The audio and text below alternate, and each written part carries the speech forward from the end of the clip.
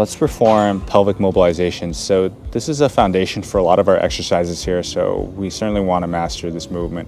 So Justin here is starting at an anterior pelvic tilt where his hips are pulled forward. So once that happens, there's going to be a gap in between the low back and the floor, right? He can easily slide his hand in between the low back and floor. His tailbone is staying down here on the floor, and then his ribs are flaring up.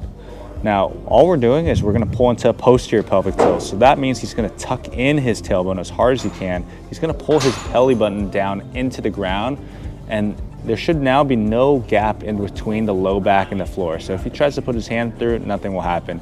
You should feel a ton of core right here as well.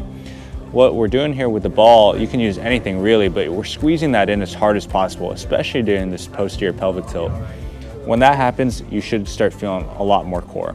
So all he's doing here is he's transitioning in between the different positions, right? So he's going into the anterior pelvic tilt and then back to the posterior pelvic tilt.